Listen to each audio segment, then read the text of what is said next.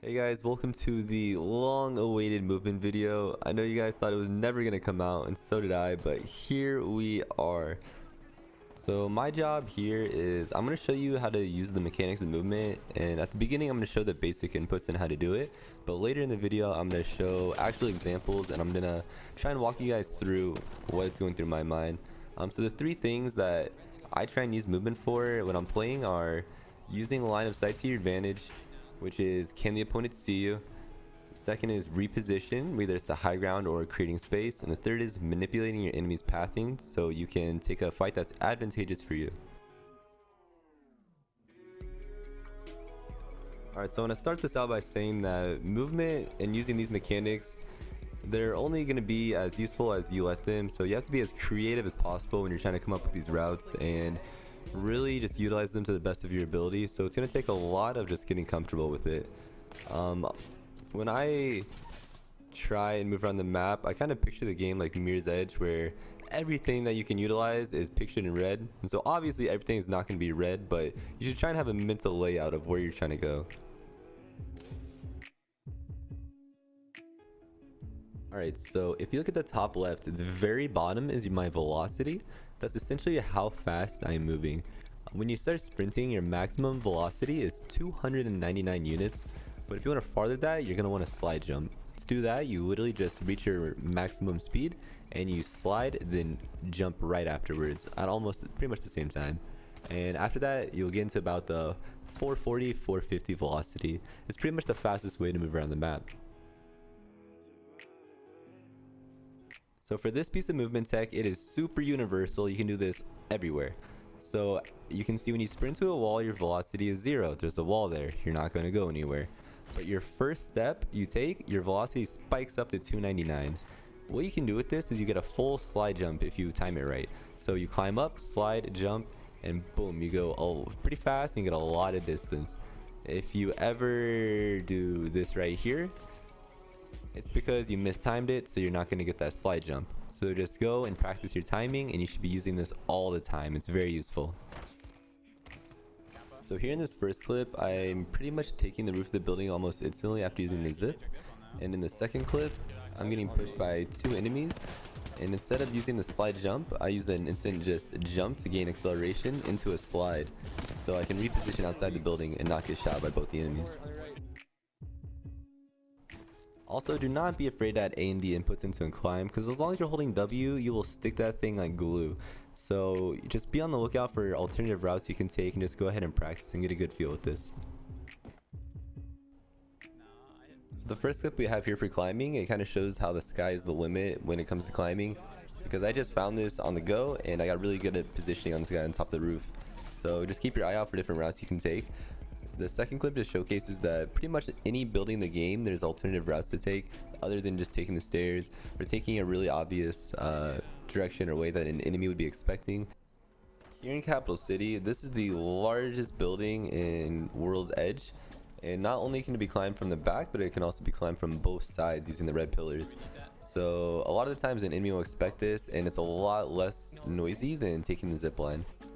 Here in the last clip, as showed in combat, you can break line of sight from the enemy, then climb a wall, and then they usually won't expect you to be above them, so you can take a better fight.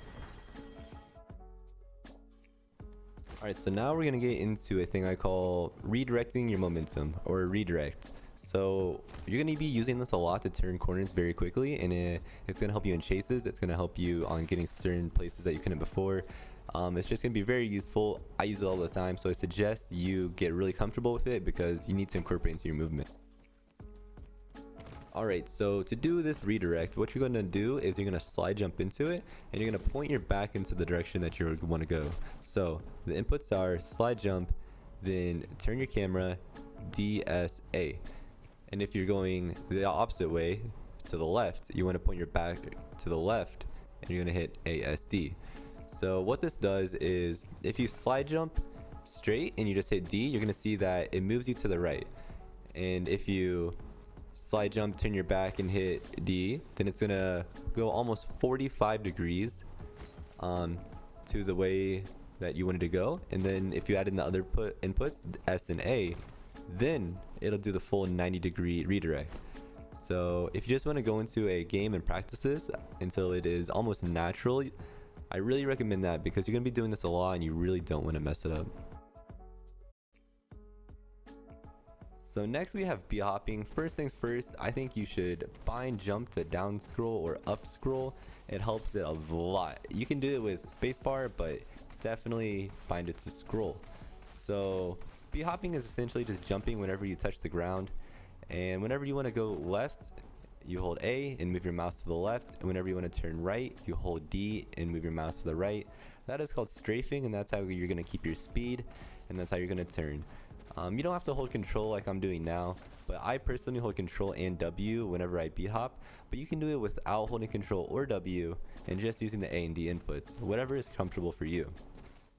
So a couple uses of b-hopping are healing and getting around a corner at the same time, dodging enemies, or even continuing your momentum after a small drop, or when you're trying to get around a corner. So a lot of having good movement is having a good understanding of the mechanics that you are doing. So air strafing is when you hold A and move your mouse to the left, or D and move your mouse to the right, and that's how you continue your speed, turn, and pretty much keep going.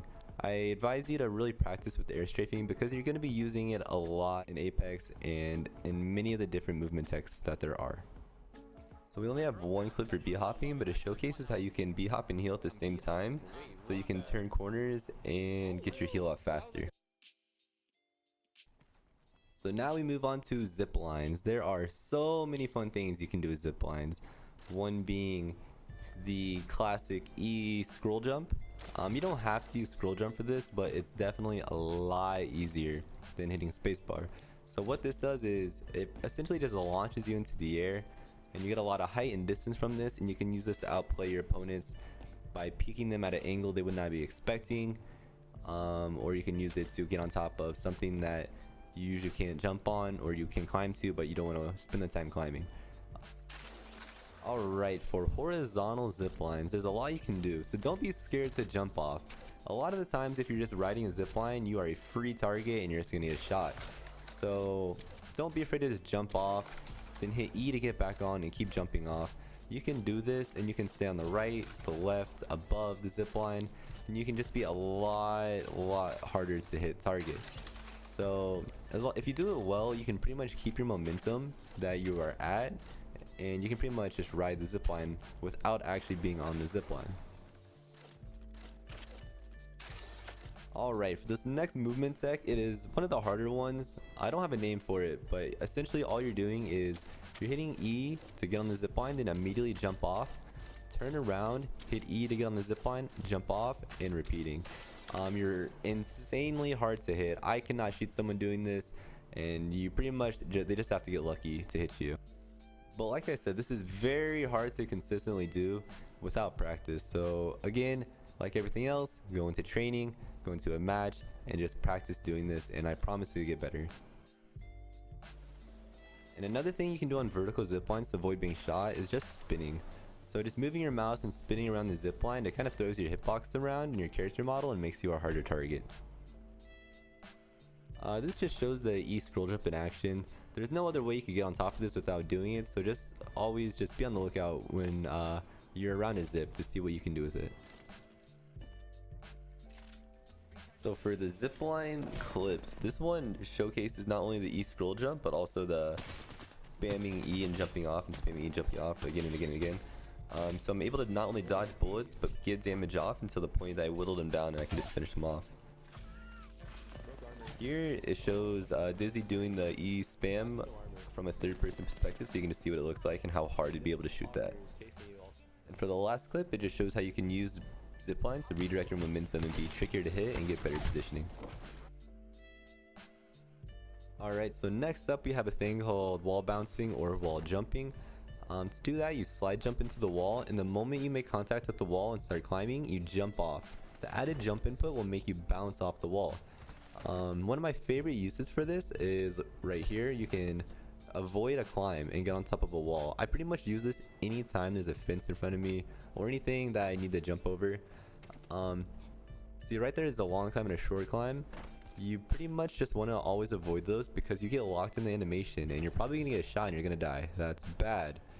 So adding in the wall bounce and the redirect, you can get around just like that and avoid the climb altogether.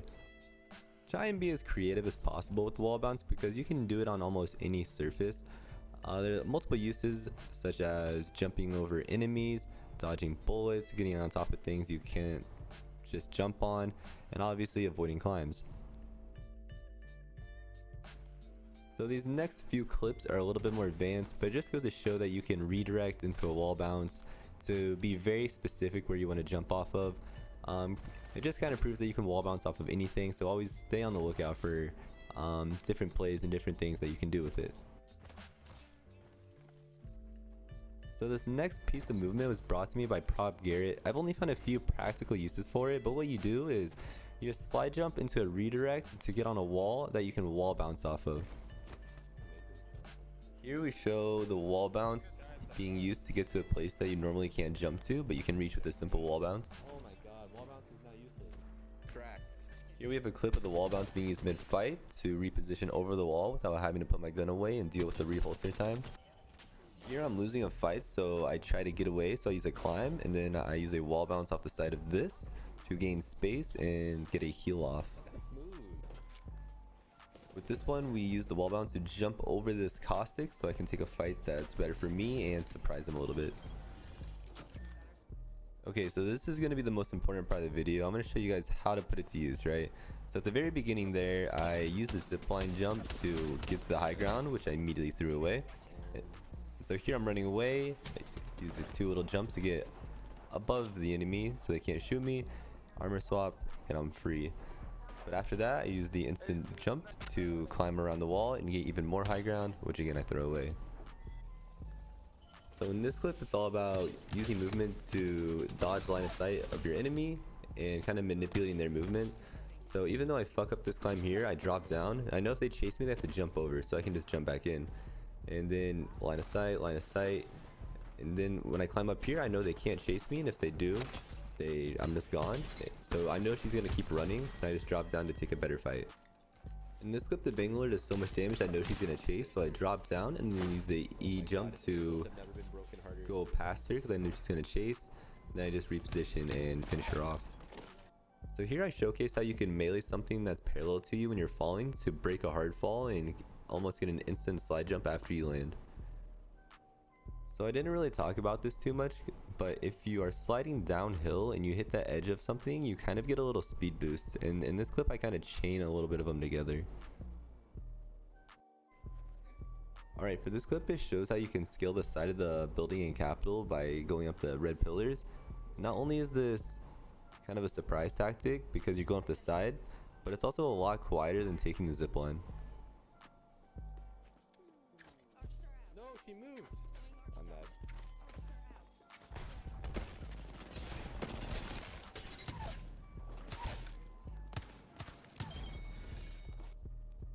So this clip is nothing special, but it just shows kind of how creative you can be and how fast you can scale some things that you normally wouldn't be able to climb. Lastly, these two clips show an E scroll jump and a wall climb to take a fight from an angle that the opponent would not usually clear immediately, so you kind of catch them off guard. So I know there wasn't a lot of examples given, but my goal here was to give you guys the tools to improve your movement. We all have the same keys to press, so it's up to you to utilize it in a way you deem fit. I recommend you practice and get extra comfortable with these techniques, and hopefully this video helps. Thank you guys.